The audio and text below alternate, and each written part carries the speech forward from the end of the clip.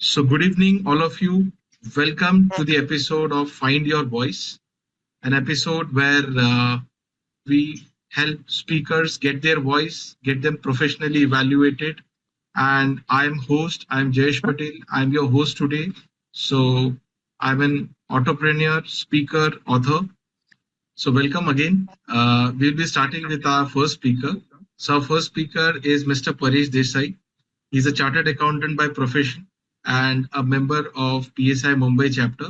And today he's going to talk about a topic which is very interesting topic, especially that financial independence for professional speakers. So over to you, Mr. Paresh. Before I start, I would like to ask one question first. How many of you are actively trading into the stocks or investing? Can I see a raise of hands, please? Oh, so this is very much in line with what India is doing, right? Because had this been US, more than 50% of the hands would have gone up. In US, the percentage of people investing into the markets is more than 55%, whereas in India, it is even less than 10%. Now, second question, how many of you like to learn how to invest in the markets in a very safe way? Now, can I see the raise of hands? Oh, great. Thank you so much.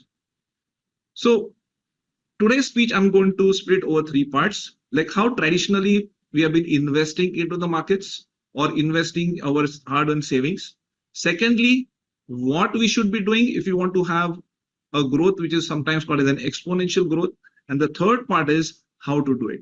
So traditionally, what is happening is we have been investing either in not, I would say investing, because if you're putting your money in savings account or fixed deposit account, I don't consider that as investing because savings account will give you like 3 to 4%, fixed deposit will give you 7 to 8%. Whereas, can anybody tell me what is the rate of inflation in India? If your answer is 5% or 6%, you are absolutely wrong because that is the government claimed rate. For us, if we see practically, it is nothing less than 12 to 15%. Compare the hotel rates last year and today's year. Compare the food expenses last year and today's prices. Compare the shopping expenses for last year and today's prices. Okay, you will agree that everything has gone up by at least 10 to 15%.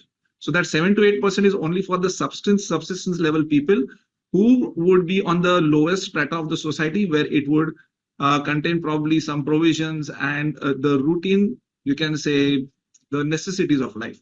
So that 7 to 8% or 6% is not for us.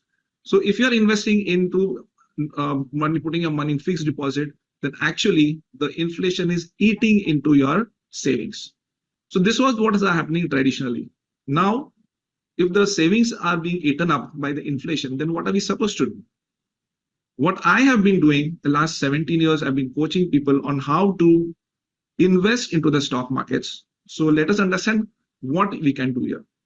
So instead of putting everything or lopsided, maybe only FDs or only mutual funds little bit or savings account, the best way is to have a diversified portfolio where you have something in real estate, something in, let us say, fixed deposit also, but it will be a smaller sum, and a major portion has to be in the stock market. That's what I believe. I take inspiration from international gurus like Warren Buffett and Charlie Munger, but more so from the Indian Warren Buffett, and he is none other than Mr. Rakesh Jhunjhunwala. So Rakesh Jhunjhunwala, you would have seen that he's a person who has started his investment with 5,000 rupees, and by the time he expired, unfortunately 2 years back, he had a net worth of more than 40,000 crore rupees. So one person, one lifetime, if somebody can get so much wealth, I think it is only from the stock market. Now, when you are coming to the second part, like what are we supposed to do? So that is something exactly the stock market. When you're investing into the money, into the markets, you're becoming like an owner of a company.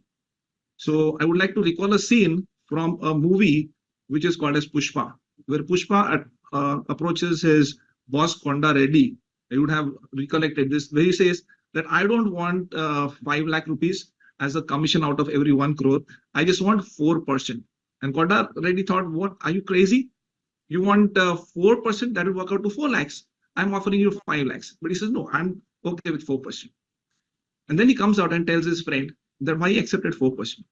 because once he accepted 4%, now he is having like a partnership with his boss. So in the partnership of 4%, he becomes one with Konda Reddy, right? So that is when you're investing at 4%, he said my status and Konda Reddy status is the same. So if you invest in one share of Reliance, then you are at par with maybe the Ambanis. So similarly, when you're investing in the markets, what happens is that you become the owner of the companies. And as these companies grow, that's how your wealth grows exponentially. And that is a passive income. We don't have to go away. We don't have to do anything with the company, right? We don't have to go and invest in the, you don't have to go and work in the company or something like that. Now, the third part, that once you understood, okay, that why we have to be investing into the market, the third part, where you said, is how to do it. Now, for doing this, we have to understand that there are two concepts which is very important when it comes to the study of the markets. The first study aspect is called as a fundamental analysis of the financial statements. So by the financial statements, I'm sure you would have heard this: profit and loss, balance sheet, ratios, cash flows. So they tell you actually which company you're supposed to invest in. Okay, so there are two aspects: which company. So the financial analysis would take part of the first answer, which is the which company, and second, when to buy. Recently, we have seen that there were many stocks which had gone at an all-time high in September. They come down by 40, 50, 60%. Cochin Shipyard, for an example, was at a high of 3,000 in September 2024. And recently, after 6 months, that is somewhere in March, it came down to 1,200 rupees. That is a fall of 60%. And from 1,200 now, again, it started moving up. It is somewhere around 2,000. So at 1,200, 1,300, that was a time to buy. And somebody who's bought at the lowest point from 1,200, 1,300 to 2,000 rupees, you can understand that the return is easily now within just 3-4 months, it is about 40%. So that is the type of returns you can make if you understand that which company. Now, when it comes to when, that is like understanding the tides. In the coastal areas, when the fisherman wants to go into the sea, he will select a low tide, because in the low tide, what happens is that the water is automatically receding into the sea. So what he has to do is he just has to sit in his boat and he'll be carried away automatically. At the high tide time, he'll just come out. So understanding these tides is from something called as your demand and supply. As the demand increases for anything, the price would increase. As the demand reduces, the price will reduce. So as the demand starts increasing, that's the time per person has to be buying that stock. So these are the two aspects which you have to understand, which is the which stock, and second was the when one. So if you understand these two things, that where you have to invest and when, then I think you're sorted for as a community towards our path of going towards financial freedom. Thank you so much.